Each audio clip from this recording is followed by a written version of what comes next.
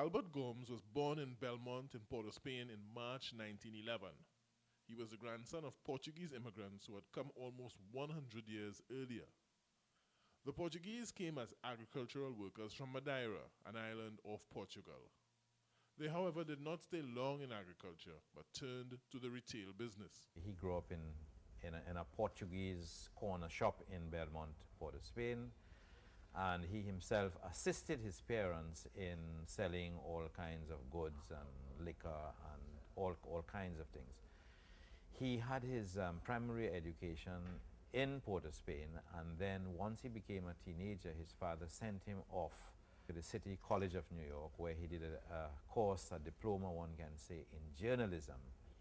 And having completed that diploma, he then returned to Trinidad during the 1930s. And once he returned, he plunged directly into public life, into public affairs, in trade union activity. So we can date his period in the public life of Trinidad and Tobago from around 1937, the time of the Great Strike, right up to 1962, when the West Indian Federation collapsed and when he went into exile in London.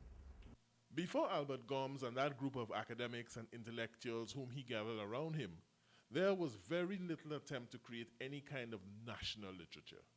The national literature of the Caribbean was British literature because that was what the islands were exposed to. Gomes sought to move away from that tradition and worked to establish a uniquely Trinidadian perspective. He did this through the pages of the Beacon. The Beacon was possibly the most significant literary journal in Trinidad during the 1930s. There was a little group of people, a coterie, you can say, a circle of young, bright intellectuals of the time, many of whom went on later on to very brilliant careers. So Gomes brought these people together in a little study group, one can say, and it is out of this, the Beacon study group, that this very excellent journal, the Beacon, was published by Gomes. He was the editor, he was a publisher, he was a financier.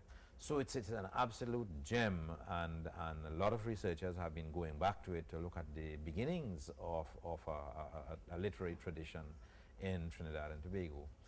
Now, some of his colleagues at that time, who were members of the Beacon Circle, all young men, were C.L.R. James, Ralph de Boisier, Alfred, Mendez, and a number of like-minded artists and poets.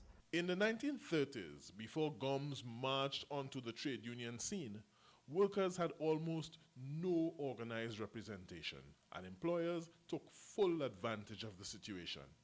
And Gomes's significant contribution was that shortly after he returned, he went straight into trade union activity and was organizing the stevedores in Port of Spain, the shop clerks in Port of Spain, the scavengers in Port of Spain, all of these kinds of people, the really oppressed of the earth, and organizing them and articulating their grievances and taking up their grievances in the city council and in the legislative council.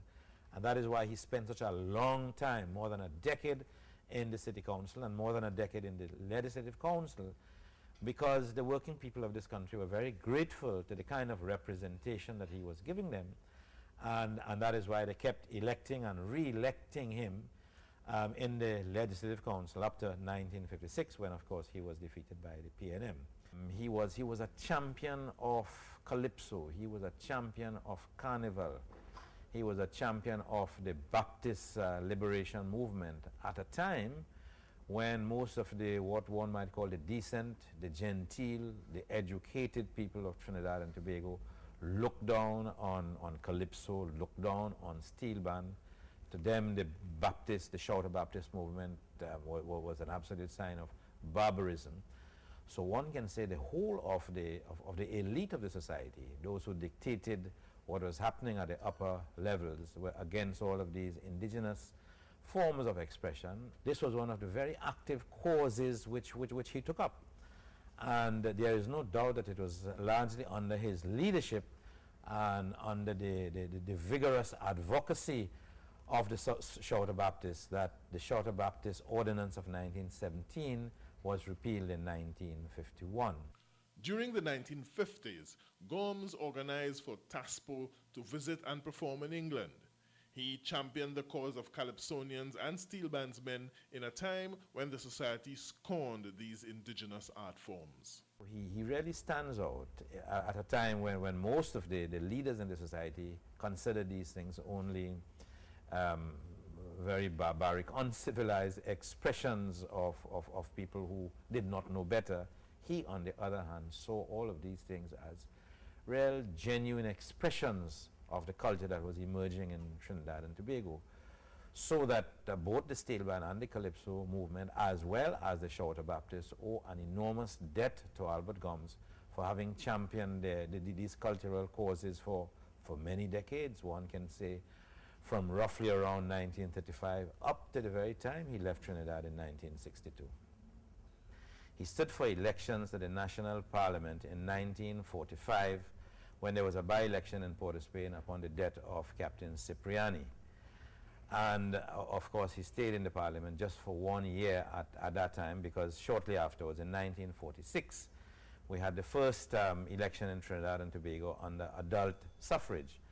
And in 1946, he stood again in Port of Spain. His rival at this time was the well-known Tubal Uriah Buzz Butler. But Gomes defeated Butler, and Gomes remained in Parliament from that year, 46, right on to 1956, when he was defeated by Ulrich Lee and the People's National Movement.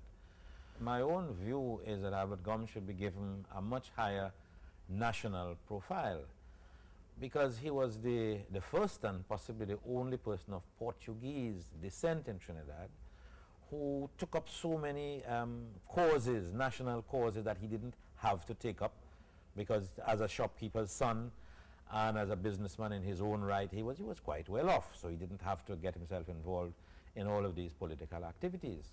He was saying, here we are in the late 1940s and the 50s, and there are so many people in my constituency and throughout Port of Spain that don't have a water supply, don't have an electricity supply, the roads are in such bad condition, and the mayor then told him, you know, we've heard that long enough from you. Now that's your constant refrain. And he said, yes, and it will be, because the people are constantly suffering, so I'll be constantly harassing the council. And the mayor, who was the chairman, asked him to desist and don't continue in that line, and he refused. And the mayor then ordered the police to remove him physically, and Gomes, a big 300-pound giant, he simply lay down on the ground and dared the police. He said, if you all are strong enough and can lift me out, you know, do so. And the police came and they stood around him, but when they understood the weight of the man, they decided it simply stood up, and what the mayor had to do at that stage was to adjourn the House, in which case everybody, including Gomes, had to leave because the House was now not sitting. But that's the kind of bravery he continuously exhibited, with, you know, a kind of a fearlessness on behalf of the cause of the oppressed in this country. And it is very unfortunate that at the present time, Albert Gomes is not being given the kind of recognition that he ought to be given, particularly by those groups whom he assisted so much in coming out of the darkness and into the limelight, both at the local level and, in the case of the steel band, at the international level. Well, people, plenty people, sorry they throw down big belly, but not me. I stick in me pressure when I can't buy milk, I use sugar and water. Like your sense of reasoning goes and comes, it won't surprise me if you call back Albert Gomes. It was an intense period of public ridicule in which the population, particularly in Port of Spain, had regarded him now as a person who should not have ever been in Parliament, and that he didn't make any significant contribution to the political life, and therefore he was no longer welcome in his country. And Gomes and his siblings, his relatives and so on, were insulted.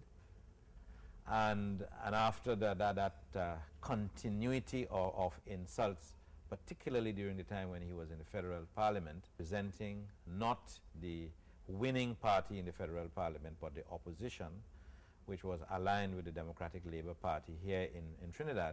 It is true to say that racial feeling has increased, and also the The whole question of color also, which was something that was more or less taken for granted in this country a few years ago, now it's definitely emphasized, and the people are sort of conscious of it.